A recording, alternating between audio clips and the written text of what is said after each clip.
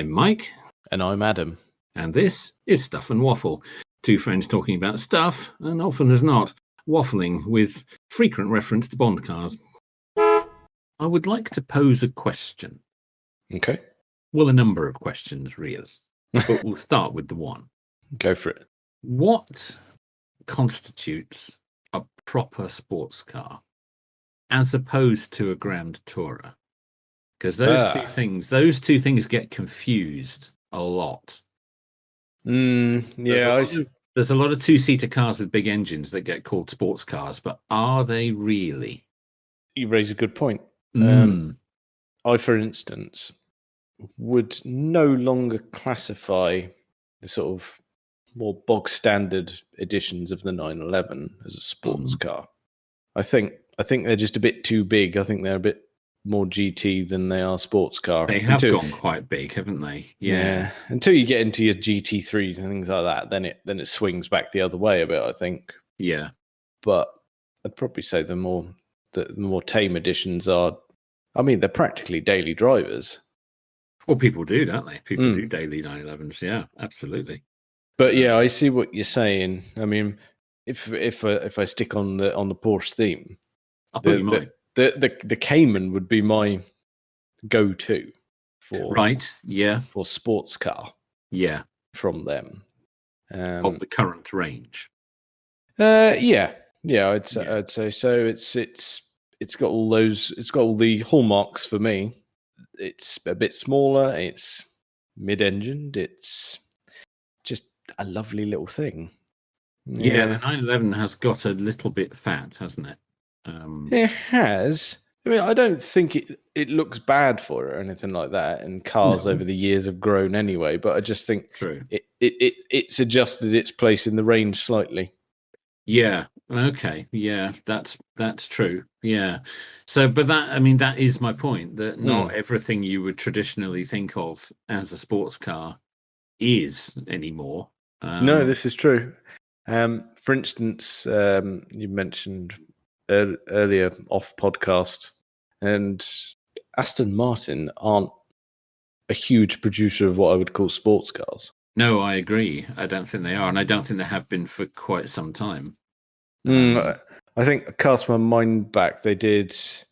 I mean, some of the hot versions of the Vantage could be classed as that. Didn't they do a GT12? They did, which was quite a stripped out thing. They did the N24. Yes, I remember that. Yeah. Everyone remembers that. Yeah, that was properly stripped out. I mean, that had nothing in it. No, at all. No, even James May stripped out his clothes for that one. He did, and that's a horrible moment that I don't think any of us want to think about more than. But. Yes, that was almost swung so far the other way. It's almost a track day car. Yes, you couldn't use that, as he proved quite heavily. You couldn't. No, no, that was a disaster when he actually tried to drive it on roads. Yes, that didn't work at all. It was horrific. He couldn't even lock it, could he?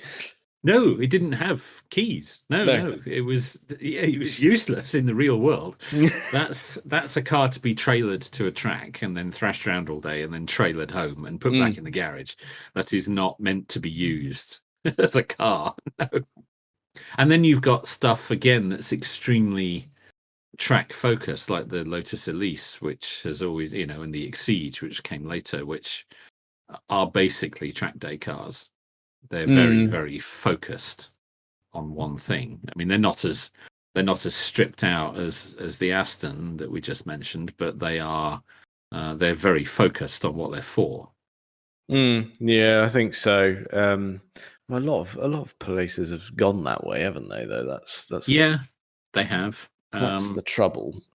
Another one that leaps to mind is the Alpine. Yeah, that's a good example. I like that. That's a very good example. That's some good philosophy behind that.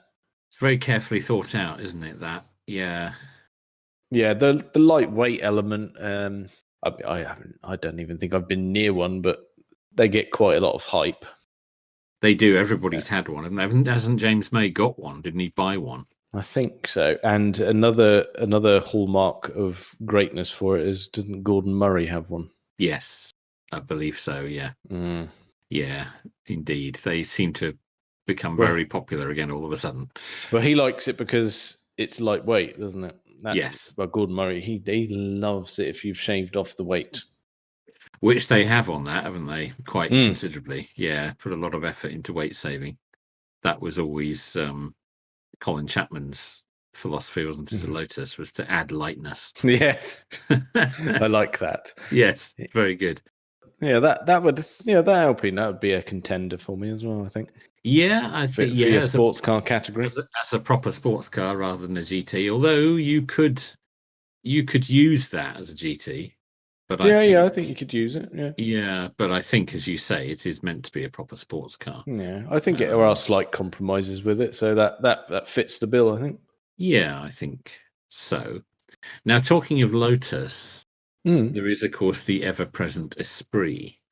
I know they don't make it anymore and haven't done for a while, but I've always struggled as to which category that falls into. I think it's quite compromised as a sports car. Even the V8 ones, because they don't have a particularly good gearbox. They obviously have a bit of a reputation for, certain issues, shall we say? Yes. Loads of trouble, usually serious. That's the one. Yeah, that's the one. But would something like that be a sports car or a GT? I don't know. I think that probably goes the same way that the 911 did in its earlier form, sports car, and as it got older, a bit more of a GT. Yeah, I think that's probably fair.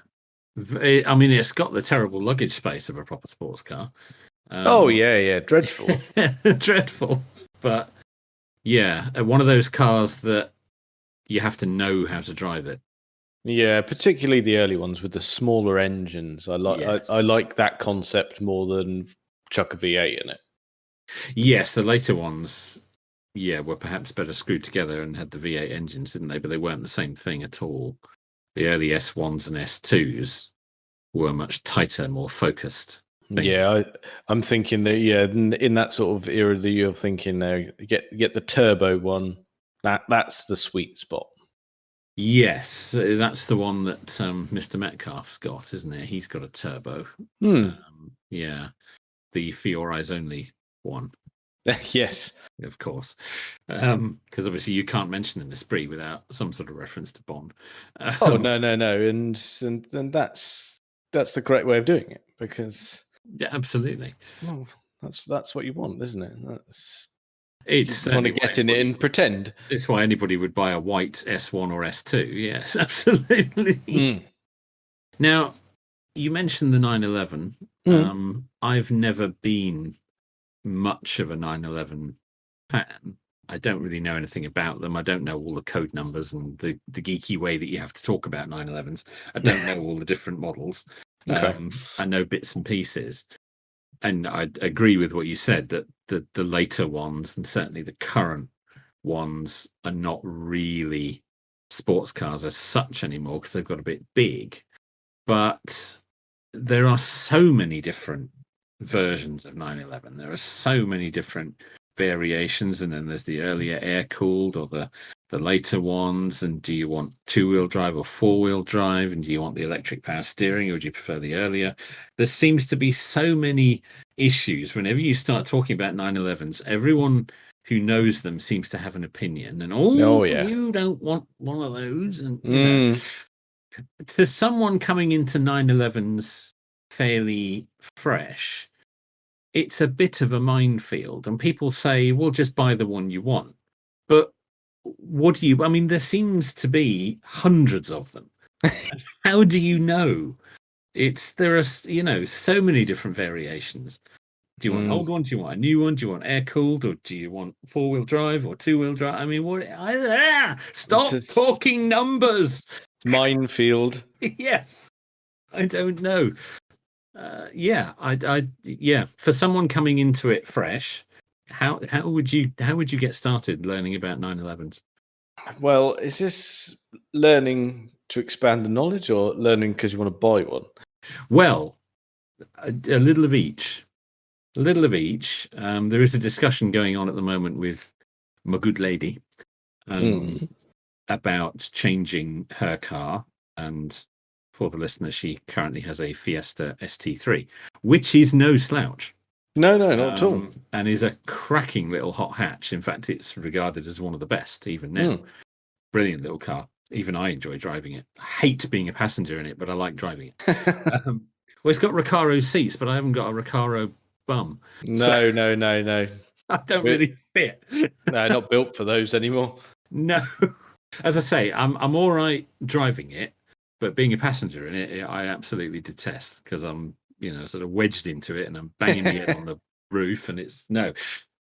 She has expressed an interest in having a proper hardcore sports car. To replace the Fiesta, but she doesn't really know where to start, and she mentioned maybe a 911 would be an area to look in. There are other contenders, and that's what made me realize that actually when I started to look at them, I don't really know. There are so many different sorts. As I say, it's just a sea of code numbers, and I don't know where to start. Well, okay, that's. But I know you're a bit of a 911 aficionado. You don't have one, but you are aware. Yes, I do like them. The first hurdle to get across, I would say, would be air-cooled or water-cooled. Indeed, because they're a very different experience, I believe. Yeah, that's your first battle, and it's normally a battle that's won because of how much money you've got to spend. Well, everything's usually dictated by that in the end, isn't it? Yes. The air-cooled what can we get for £12.50? We get your model. Yes, I was going to get a matchbox. Yeah. Yes, in which case the type of engine is somewhat irrelevant. That's it. Is the air-cooled are more expensive. Are we talking 964 and earlier? 993 and earlier. Oh, 993, later than I thought. Okay, See, I don't even know that. That's all right. Yeah, the first water-cooled was the 996, which has the headlights which divide people. Yes, I have. Yes, very different to the 997. I've noticed that. Yes. The 996 has got the big fried eggs, hasn't it, on the front? That's the ones. Yeah. Yes. Which I don't dislike. If I had to go down that route of 996, I'd have one of the earlier ones, which didn't have all the clear lenses. There was that clear divide between headlight and indicator, which I prefer. Yes, on the later ones, they made it all one piece, didn't they? Yeah, well, it just spoiled it. I thought everyone did clear lenses for a while, didn't they? And yeah, they did. That was a real thing. Yeah, didn't do it for me on those. That's your cheapest way into 911 territory is a 996. 996, and that's air cooled. That's water cooled. That was the first. Right. Okay, I got you. And it's the one with the looks that people aren't sure of. Yes. And it's the lowest price. They do come with their own issues, actually. Well, they all do, don't they do, but the 996 has been particularly regarded because it has the IMS bearing failure, which is a common issue on them, and it's quite catastrophic if it goes. Right. It's just a bearing seal basically, and it can absolutely muller the engine if you're not careful. Destroy it. Right. Yeah. Well, I would imagine that's a bad thing. Yeah. That is quite a bad thing, but when buying one, it's worth asking the question. Has this been sorted? Yes. That's fair. Yes. They do have a less of an issue, but can happen cylinder heads cracking on them, but not as pronounced as the IMS issue. Right. Okay. Interesting stuff. We're almost dispensing consumer advice here. Hang on, I know. I'll have a bit of beer and bring it back. Yeah, on if we, I think we should. Yeah, we're getting dangerously close to like proper content now. That's it. If I were to make, I don't know, I wouldn't even say recommendation. If it were me parting with cash and I was going to buy a water-cooled 911, I would go slightly newer than that. I'd go 997, but Gen 2. That was, I think it was 2008, where it got a slight facelift and a few mechanical tweaks. Rich Porter's got a 997 Gen 2, hasn't he? He has, yes. And in fairness, he's bought the correct one, because you'd want a Carrera 2 S. Okay, yeah. Manual. That's rear wheel drive. That's rear wheel drive. It's got the slightly larger engine, nicer exhaust, a few little bits and bobs about it. It's just for not a lot extra. It's a bit of a better driving experience. And they went back to the round headlights, didn't they, on that one? They did, and crucially as well, it's the last time they used the hydraulic steering. And they went to electric, didn't they? They did on the 991. So that's where I'd pitch it for water cooled. Good tips there. Okay. Yeah. So that's please. I mean, I'm sure Dawn would fall asleep if you regale her with all of that. If you summarise for me, that'd be great. Oh, she doesn't care the details. No, she just would like to know which would be the best one to be pointed at. Yeah, that's right. Yeah. Okay. Yes, just buy one of those. Yeah, right. Okay. That's good. That's good. Doesn't need to know the details. No, that's fine. That's what we're for. When it comes to air cooled, now that's just a minefield, because that's just pornography. That is the problem, isn't it? Yes, that some of them are absolutely gorgeous looking things. I really, really like the 964s. Yeah, well, everyone does, don't they? That's why Singer have based their whole business around them. Well, they based their business around them because people weren't that keen, actually. Well, they were very cheap, weren't they? Not that long ago, they were really cheap. You couldn't give them away, and now they're 60, 70 grand to go. They were unloved. And I really never understood why, because they captured the retro styling. They did, but with a few modern tweaks, but nothing too excessive. It's a really nice balance. But it's interesting now that anybody who seems to know anything about 911s are going for the 964s. I really like those. Just the early ones. Again, Carrera 2s. So they got the narrow body. Yeah. In a really, get it in a 90s color as well. Just, I like that. Just some, they always do Guards Red, which is one of my favorites. Yes, it looks good in red. That's a bit of me. That I quite like that. Or you could go completely the other end of the range, and for me, my favorite 911 Turbo is from the 964 era, where they did the later one. They did a 3.6, and the press car was mint green. And I don't think they bettered that. That is, I think I've seen pickies of that. Tiff Nadell drove it on Top Gear, and he was quite keen on it, as I recall. I'd imagine he would be, yeah. As I recall, actually, that press car got absolutely and utterly buggered and has been written off, I think. Oh, really? Oh, yeah, it didn't fare well. Not by Tiff. No. No, he's a safe pair of hands. He tends to be. Yes, ish. Yeah, no, there have been moments, I think. But yes. Yeah, the 964s, as you say, they are a beautiful blend of classic, but with a little modern twist. They retained much of the classic design cues, but not, but with just a hint of being a bit more modern. I really like that. Are you aware of a chap called Larry Cosilla? No, it doesn't ring a bell, actually. He's okay. He runs. He's a big car detailer. In fact, in America, he's got his own brand of products called Ammo. Oh no, of course I do. Yeah, no, his channel. NYC. Yeah. I know his channel. Yeah. Larry Cosilla. He's got a 964. which he documented a full bare metal rebuild of a few years ago, and he's turned it into an absolute track weapon. Oh, good heavens! Full roll cage, lowered, everything. Everything that can be done has been done to that car. There's a whole series on his YouTube channel of it being redone.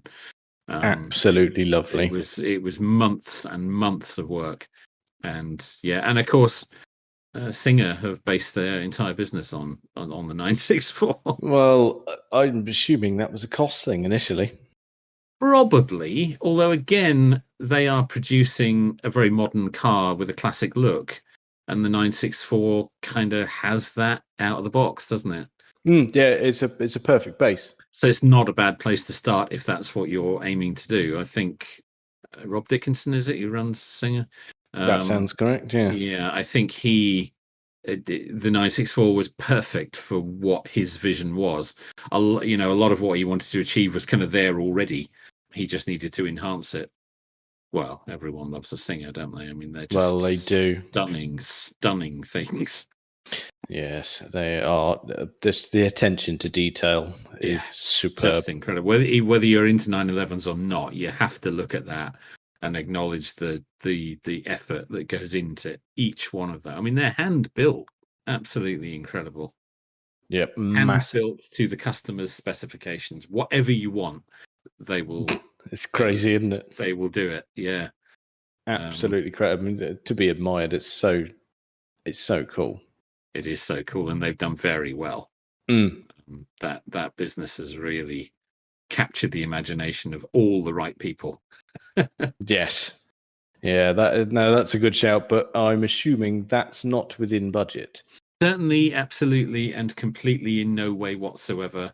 No. Okay, don't showgirl on the Singer then, because she'll like it. She will. And then you'll tell her the price. Don't take her on the roller coaster. It's not worth it. We'll be living in a box because the house will have been sold. Yeah. You can't sleep in the back of one of those. Oh dear, no room in there. No. Not getting all of you in that. No. There is another one that's a strong contender, but I fear the prices may have gone silly. The 911 Carrera Club Sport. Now I've heard a lot of people talk about those. Hasn't Mr. Harris got one of those? His yellow one. Yeah. No, he's got that's a touring. That's a GT3 touring. That's a 991. That's quite. This one is a child of the 80s, and it looks very. It looks. I mean, it looks fairly standard in terms of it being probably G series era, right? But it's got the narrow body. It's been stripped out. It's got the 3.2 engine, and it's got the whale tail. Right. Yes, I'm just looking at a picture. Yes. Okay. That is a real classic 911 look, isn't it? It is. But what's interesting is the narrow body on it. Yeah. It's not standard practice to end up with the whale tail without the flared arches, because you get the wider track of the turbo, which you're used to seeing the whale tail on. Yeah, you're right. It's got the tail, but it doesn't have all the great flared arches. Yeah. Interesting. Very nice thing, but I fear they may have gone silly. It seems likely, doesn't it? Yes. Yeah, I've just done a quick skim now, and I can't find one for sale. But there's bound to be one. I think if you can get one of those in white with the red wheels and the red graphics. Hey, just found one for sale. Okay. Yeah, It's gone, is it? Party's over. Yes. Yes, I found one that either was auctioned or is going to be auctioned at Bonham's. Oh no. Which is, I mean, you don't need to look any further, do you? Just knowing that. Go on then. Guide price 180 to 220,000. Wow. There you go. That's a 1987. That's when did that happen? I know they'd gone up, but that's ludicrous. That's why I'm just trying to see if I can see a date. This one seems to be quite special by the look of it. Oh, it's an 88 actually, but Well, they only made it between 87 and 89, I believe. Carrera Club Sport 3.2. That's the one we're talking about, isn't That's it? it. Yes. Yep. Yes. When was this? Fairly Okay. recent. I mean, that. Oh no, I've seen it. That was a while ago. That was 2016. Oh, well, have only have gone up then. Well, they'll Surely. only have gone up quite. So those are now utterly and completely out of reach. Right, They've gone. They have That's departed in a big way. That's that dream shattered. That's that one knackered, isn't it? Yes. If you're going to have $250,000 to knob on a Porsche, you'll be all right. But other than that, yes, I don't see that happening anytime soon. it seems unlikely, doesn't it, without a lottery win? Yeah. So that one I think is probably off the list. Probably off. Okay. Yes. Well, that's the trouble. I think a lot of air-cooled, even the more standard stuff, is going to be off the list. Yeah. Yeah, I think it is. I mean, as I said, even 964s now are 60, 70 grand for a decent one. So earlier than that, I think the prices are only going to go up, aren't they? Yeah, I think the smart choice is what I originally said, the 997 Gen 2 Carrera 2S. Yes. That's Carrera 2S, man. And you'd always recommend a manual for a 911? I mean, there's a lot of cheaper ones out there as automatics. Yeah, the trouble is those Tiptronic gearboxes that were on those ones weren't brilliant at all. I didn't. Well, I'm going to check actually, but I'm fairly sure they weren't PDK on those. I think that came in with the generation after. Yes, because Rich Porter's is a PDK, and his is a Gen 2. Oh, okay, so maybe that is the case. No, I may have. The Gen 1s certainly weren't PDK. Right. From what he said, the PDK came in with Gen 2. That's it. Yeah, that is right. No, you're okay. Yeah.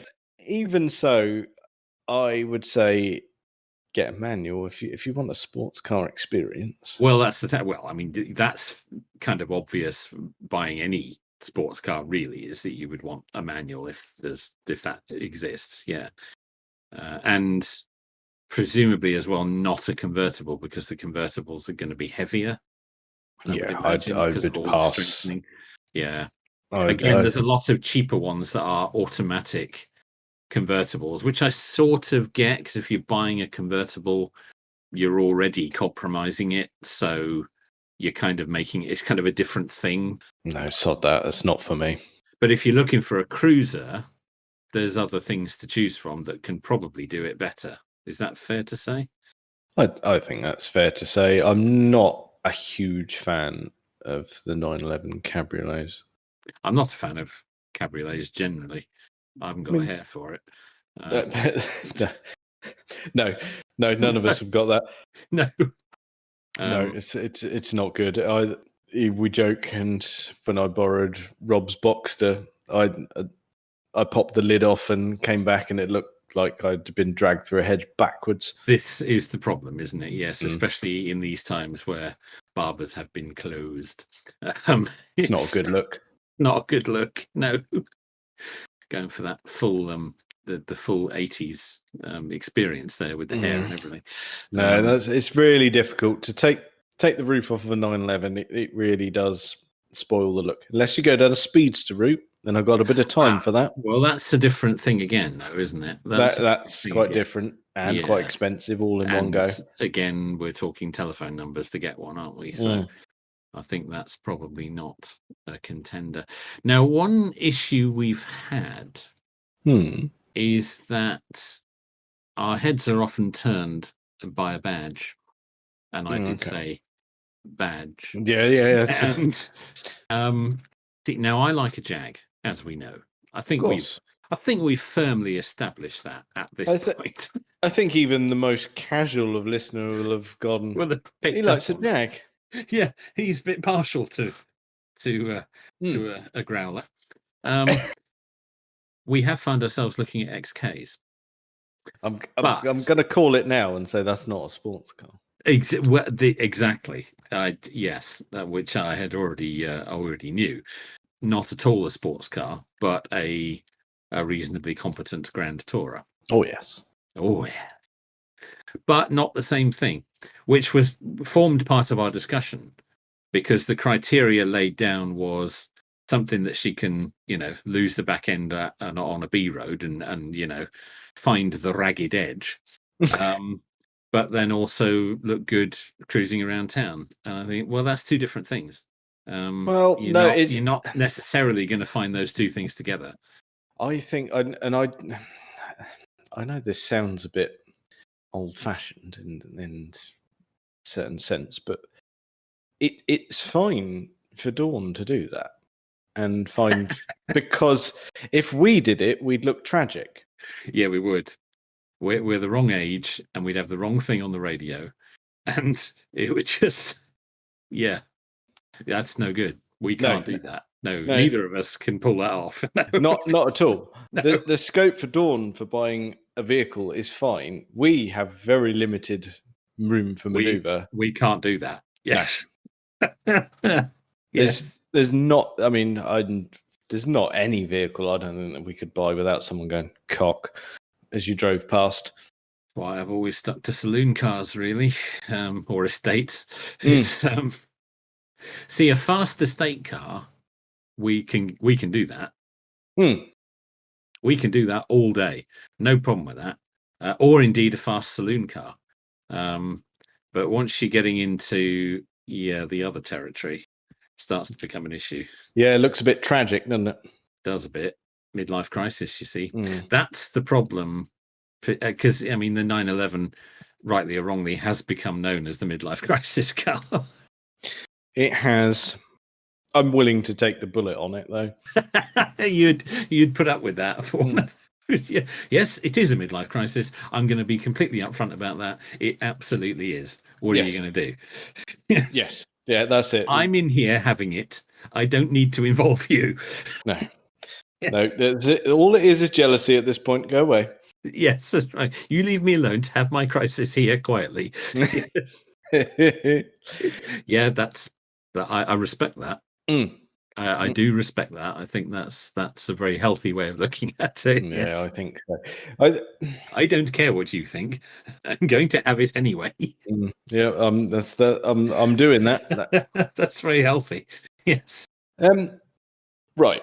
So Dawn, I think she's fine in that sense. I don't think she's going to have to worry about that, which opens up a lot of possibilities. It does open up possibilities. There's Jag XK, and we have also found ourselves looking at Astons, both 7s and 9s. Okay. Both of which are, the 7's been at a reasonable budget for a while. In fact, there are some really, really nice ones around for less than 20 grand. But the DB9 is getting down to that sort of price range now as well. Now, the 9 obviously is a much newer car. It's based on a more modern platform than the 7, because the 7 was basically an XJS underneath, wasn't it? It was, yeah. A 30-year-old design when it was new, whereas the 9 was, I believe, a completely new design. I think that sounds right. I mean, the only thing you've got to contend with, well, certainly inside it, is some of the Volvo bits and bobs. Well, Volvo and Ford, wasn't it? Yeah, I'm sure in the DB9 you've got the same crap sat nav that I've got in my Volvo. Yeah, I believe that's true, and I believe the keys were from Volvo, because Volvo was part of Ford at that time. So that's right. They were all sharing, like, there's Jaguar bits in there as well. It's a bit of a parts bin mishmash, but done nicely. But that's not necessarily a bad thing. I mean, who uses inbuilt sat navs anyway? Well, I do, because obviously it's in my car. It's Google, but it's it's who uses inbuilt sat nav, certainly in older cars anymore. You wouldn't. You'd use Waze on your phone, wouldn't you? So it's true. So I'm not too fussed about that, because you'd probably just ignore it. Probably, and you're going to have to buy the CD for cars of that age as well, because it wouldn't. There's no interconnectivity there. No, So- no. You're exactly right. Mine, I've got a disk drive in the boot for it. Yes, exactly. Well, my Jags did. They both had a DVD in the boot. And, that was, but it was still crap because they haven't made those DVDs for quite a long time. So, I mean, even the newest ones are quite out of date. Yes. And as soon as your maps are out of date, I kind of think, well, what's the point? Yeah, you don't turn it on. No, you'd use an app on your phone now. It's just easier. And yeah. better, in fact. So yeah, I don't use mine. The only time the screen comes on is when I accidentally nudge the button on the steering wheel. Yeah, exactly. So I never use the nav in the XF. I just never. I just used my phone. It's what you do now. I use it in the Tesla because that is connected to the web and it's live and bang up to date. So I mean that's a different thing. And obviously you've got a massive television glued to your dashboard. So yeah, it's different. But in a conventional car, particularly an older car, it's just not worth even the fuss of having the disc in it, to be honest. No, definitely. You're never going to be going on a drive where you need the navigation and you're not going to take your mobile phone. No, this is true. Although actually I know Porsche have recently released a retrofit pack for some of their cars. So there's the 996s and I think some of the early 997s you can get a full factory kit to fit in it, and it's got Apple CarPlay and the Android one as well. Android Auto, yeah. That's the one, yep. Very good. That's nice. There is a guy... Apart from the price. I'm sure. Yes, I'm sure they'll want at least one of your limbs for that. Yes. There is a guy who makes some software for older Jaguars, X-types, XJs, S-types that had the touch screen. And it's called JagDroid, and it's an Android-based system. He'll take the computer, the car's computer, and he'll reflash it, and it makes it run a new Android-based operating system, and it's got a SIM card in it, and it can link to Google Maps and all that kind of stuff. It's a completely new interface for the car, new operating system for the car. Okay. Bit buggy by all accounts. Needs a bit of work. So it's been written by a guy in his spare time. So I mean, fair dues. And I think he's charging next to nothing for it. It's fair play. It's done for the community, so it's not exactly factory fresh, but it will dramatically update the functionality in those earlier cars, which is very cool, I think. Yeah, I like that. That's good. Yeah, that's really nice. I like that. JagDroid, if anyone's interested, if they've got a car like that, go and look it up. You might be able to transform your world. That's excellent. And I approve enormously. Yes, I think that is brilliant. Yes, I think that's superb. However, we have strayed somewhat from the sports car debate, but Jag XK ticks a lot of boxes, but as you say, is not a sports car, and she's probably not going to find the limit of that very easily, especially as most XKs. In fact, I think all XKs are automatics, aren't they? I don't think they did a manual. I think you could be right. I think it was paddle shift. You could put it in manual mode and shift it with the paddles, but I don't think it was ever... Well, on the facelift ones, it was paddles. On the earlier ones, which I wouldn't be looking at now, it was the old Randall handle, the J-gate. Oh, yeah. On the newer ones, it's the twisty knob.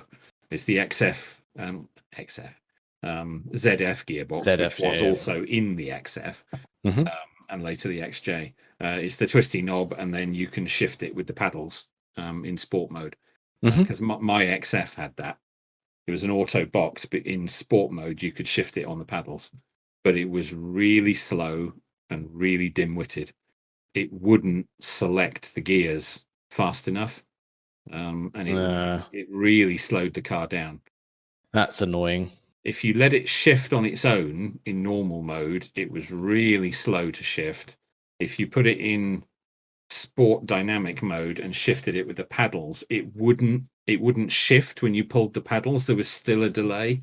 I don't know if it was just mine, but I have heard that they were all like that. That's a shame. because it's manual paddles coupled to an automatic box. Yes. So it's, you tell it you want it, and it wouldn't do it. It wouldn't shift when you wanted it to. That was spoiled a bit by that, and consequently, I never used the paddles because there was very little point. You might as well just leave it to its own devices. Yeah. Waste of time. It did shift quicker. You could put it in dynamic mode, and it would shift quicker. But then your fuel consumption went through the floor. So it was a bit of a trade-off. I did run it in sport dynamic mode for a while, and I think I got it down to 15 miles per gallon. So yeah, that's not ideal, is it? Not so hot. And I think the XK had the same setup, albeit it was tuned a little bit differently, but it was the same gearbox and the same method of using it. So the XK, in terms of being a sports car, I think it hasn't got a chance because it just isn't. Now, the DB7 and the DB9, the DB7 was available as a manual. Yep. But they're quite hard to find. Yes, I bet they are. Most of them are automatics. And again, there's no manual shifting on it. It's just an automatic. Yes. It's a bit of a slush box from those days. The DB9 is more akin to the XK in that it's a paddle shift. But I got a feeling that wasn't available as a manual either. No, I don't think so. So those are cruisers. They don't really fit they fit the bill badge wise, and of course, who doesn't love the idea of having an Aston Martin? But they're not sports cars. No, this is very true, and I don't think any of them are going to tick the boxes for. Well, this is the problem. And she said, "Oh, we could have an Aston Martin. Look, oh, that would look cool." I said, "Yeah, it would, and it'd be lovely." But it's not. It doesn't meet the other criteria. You're not going to find the ragged edge in an automatic DB7. Well, you are, but only by crashing it. Okay. Well, oh dear. I know where I'd put my money, and it comes back to what I said at the beginning. It would be an early Cayman, the original S, with the 3.4 engine and the 6-speed manual. That's an extremely specific thing to search for. So that's excellent. I like that. That's good. Yes. What should we buy? This one. Because I remember at the time it annoyed James May because he bought a Boxster S around that time. And he did. That's what Clarkson called the Cockster, wasn't it? Yes, when the Cayman came out, because May had just bought the Boxster. Boxster, yes. So, yes, he coined it the Cockster. Yes. And it annoyed James because I remember reading one of his newspaper columns at the time, and he said it was one of those things. He said the way that cars evolve over time in order to keep them fresh, and it annoyed him that the Cayman had the 3.4, which was basically a bored out 3.2 that he had in his Boxster. I can't remember which one of them it was. It may have been Clarkson. No, I think it was, who said that the problem he had with the Boxster was that it felt like a car that had been built purely to fill a gap in the price range, purely to satisfy a place in the market. It wasn't a car that they wanted to make. It wasn't a car that needed to be made. It didn't come out of good engineering. It didn't come out of an idea they'd had that would be a really nice car. It was, we need something about this price because we've got a bit of a gap. That sounds familiar. He couldn't live with that. He couldn't buy a car knowing that it had been made deliberately worse than it could have been just to hit a price point. And that's just entirely unacceptable. And for that reason alone, he couldn't have one. But then Clarkson doesn't like Porsches generally. So no, he's the wrong person to comment on it, really. He's certainly biased. Yeah. But I do think that's a fair point, and I do understand that mentality. You want the car to be as good as it can be, not something that was made just to fill a gap in the market because they needed something about that price to compete with something else. That's not a good enough reason to have one. No, I agree on that sense. But I still think It doesn't change my opinion of which one to buy. No, that's a fair point. That's good. Yeah, I hadn't considered the Cayman. In fact, I had forgotten about the Cayman because I'm not up on my Porsches at all. There we go. Very interesting indeed. So I'm just having a quick skim now to see what's out there. Very good. I think I've picked one at random, which is currently for sale, and it's a manual. It's a 3.4 S 2006. It is an early one. 38,000 miles. Ooh, that's very low. Sorry, no, I misread this. 47,000 miles. My apologies. Okay, still very low. Still very low. And that is 16,500. Wow.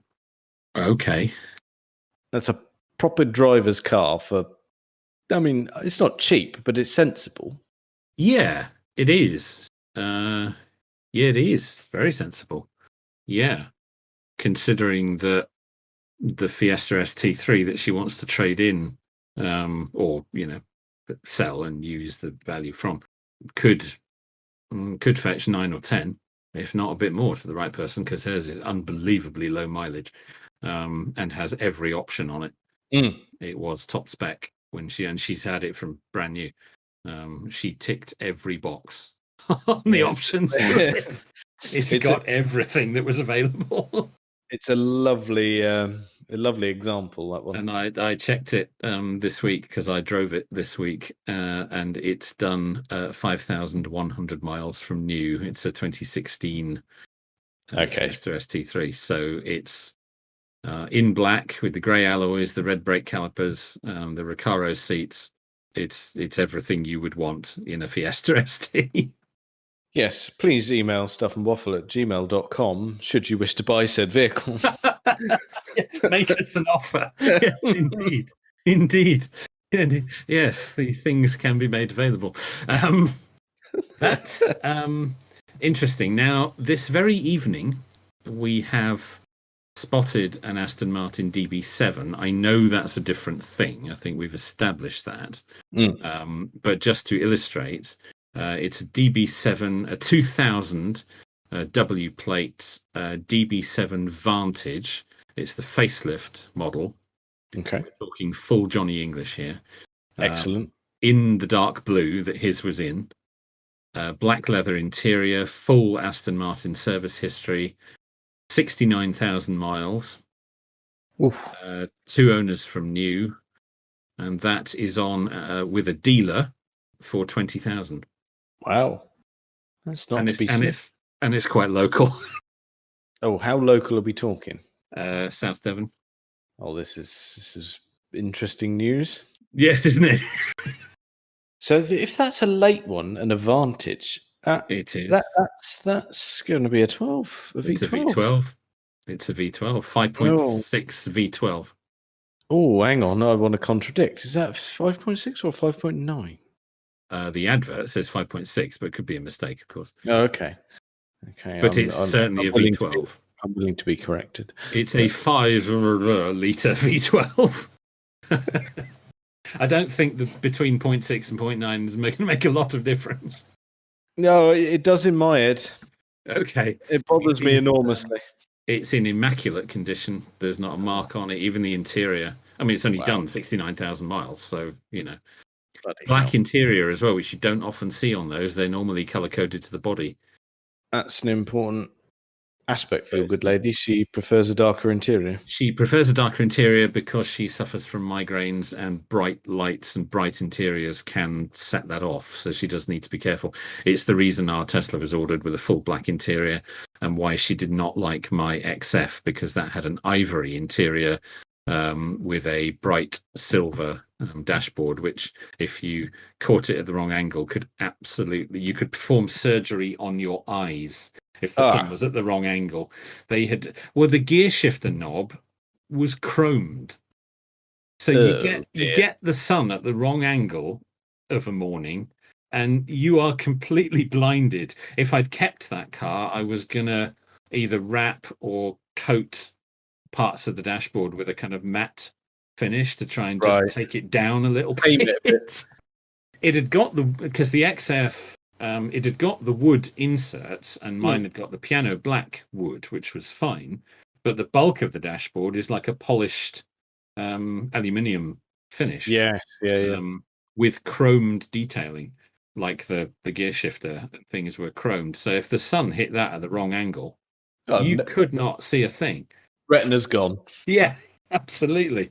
As a result, she didn't like traveling in that car on a bright day because it used to set off her headaches. So black interior is kind of a must. Yeah. Okay, that's fine. That Cayman I found earlier has got a black interior.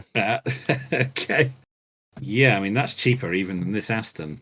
The problem, of course, as we all know, is the Aston Martin badge.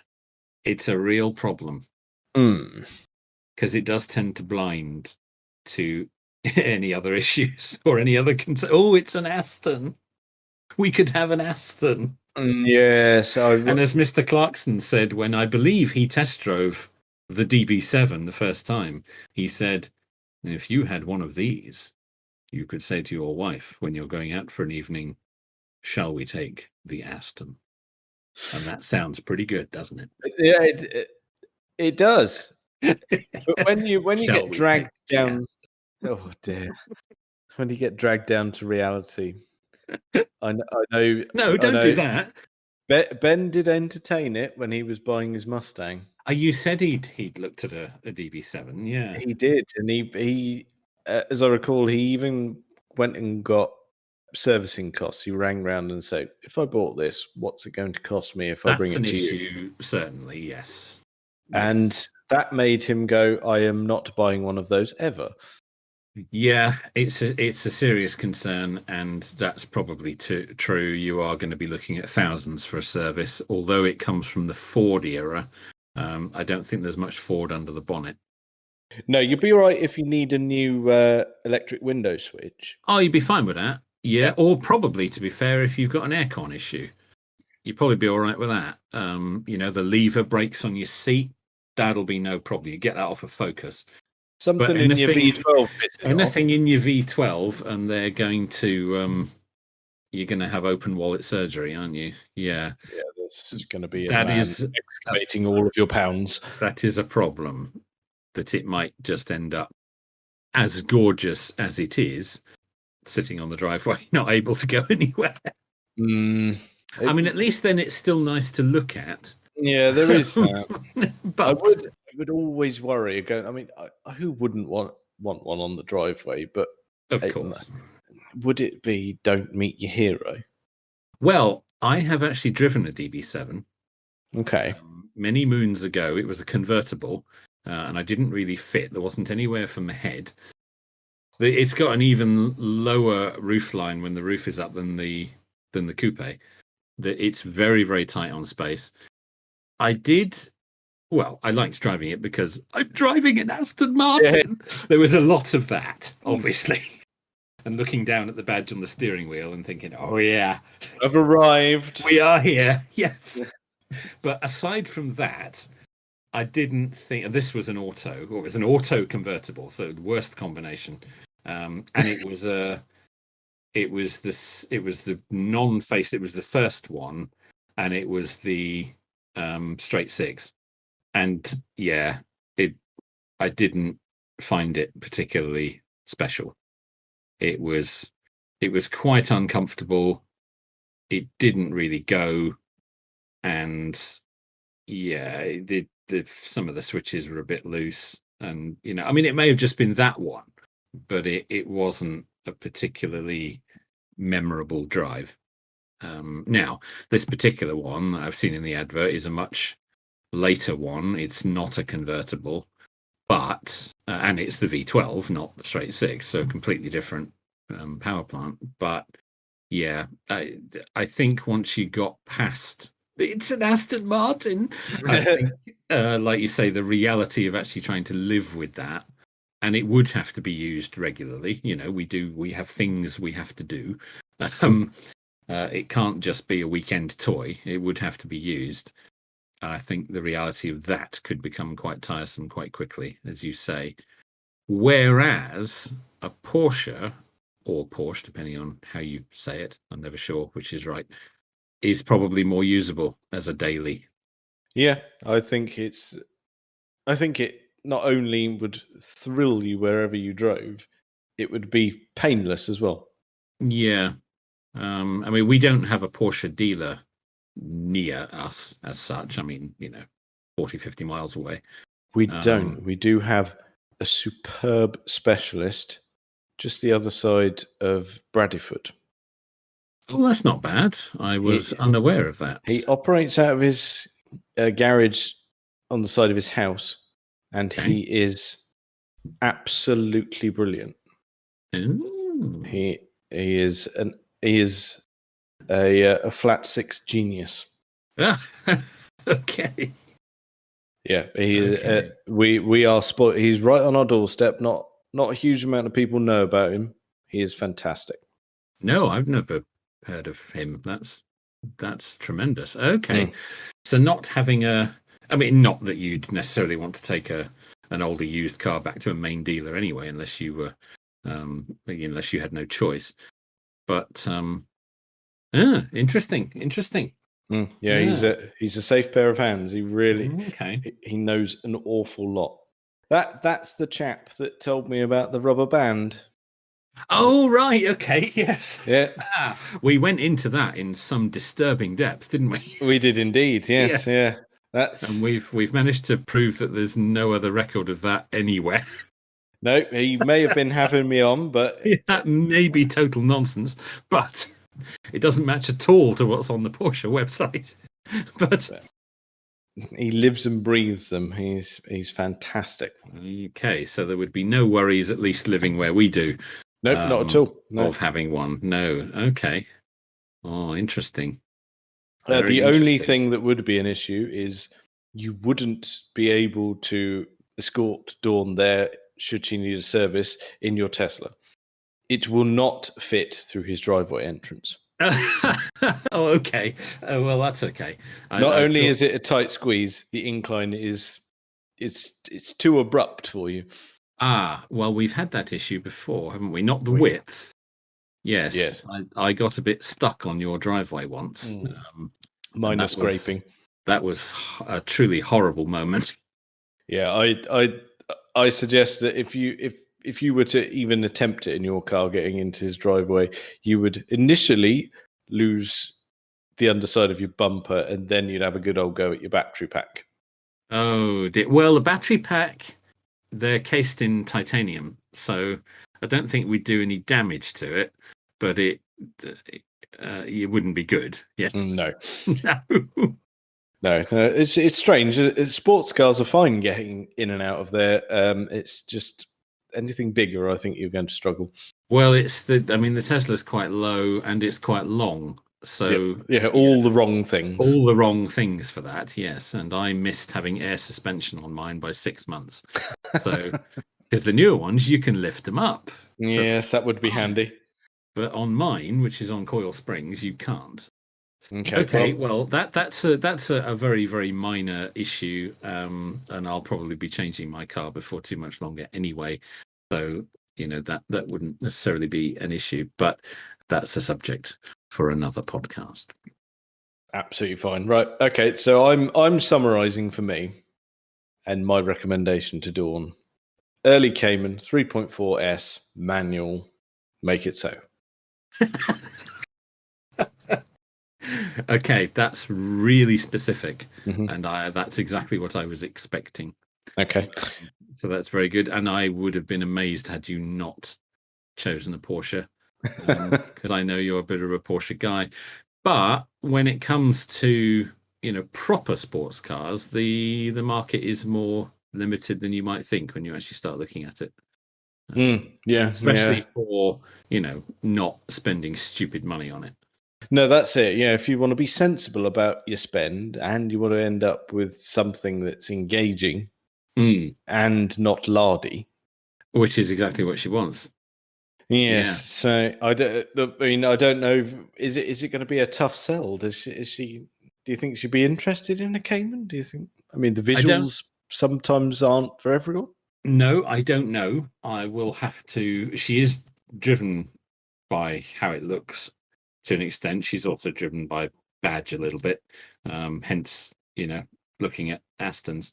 And I completely understand the Aston badge is quite a pull. There's no getting away from that. But yeah, I don't know. The Cayman is a bit more. It does have a different look to the 911, although not massively different, to be honest. No, I quite like how they look. I think they're lovely things. Yeah, I prefer it to a Boxster, certainly. In fact, I suspect to the uninitiated, a lot of people would look at a Cayman and say, "Well, it's a 911." I'd imagine the unknowing wouldn't be able to tell the difference. Yeah. Your average person who couldn't give a toss will assume. Absolutely, but no, I don't dislike the look of them. They're perhaps not quite as polished as a 911, but yeah, perhaps not. But I think as a driving experience, as a tool, yes. Visually I like them, but as a driving experience, that mid-engine thing. I mean, yes, when you're really pushing, you might get that hint of understeer that you may get with mid-engine, but no, I think you'd experience less in that than you would if it were a 911. Yeah, I mean the 911 has one big problem, doesn't it? Which they've spent 50 years trying to engineer their way out of. The engine's in the wrong place. Well, that's it. But people love it. But the Cayman, that particular one, it's got a really quite a large engine, and it's got the right sound. Yeah, for the size of car, yeah, it is quite a large engine, isn't it? Naturally aspirated, reasonably high revving. Yep, that's it. That'll do the job. Yeah. And even if you're thrashing the tits off it, that's going to cost you less in fuel than it is a big V12. Oh, absolutely. Yes, absolutely. It's also a good deal newer than the Astons that we were looking at. So the tech in it is going to be better. For sure. Yeah, I will show her that, and we'll see what happens. Please do. Yeah, we'll see. Yeah, having someone local who can look after it is very encouraging. Well, I will pass on your sage advice there, sir. I'm sure the listener may have other thoughts, but I think that sounds like solid advice. Yeah, I mean, people are entitled to chip in, but I think I've picked the best option. But you'll know they're wrong. I will. Yeah. I don't see how my choice could be bettered, to be honest. So you can't argue with that, can you? Really? No, I'm not having any arguments. I'll send them away. No, my mother always said, never argue with crazy people. Yes. Well, I think that's probably enough of that for this week. Check us out on all the various social medias and things. Thank you very much for listening.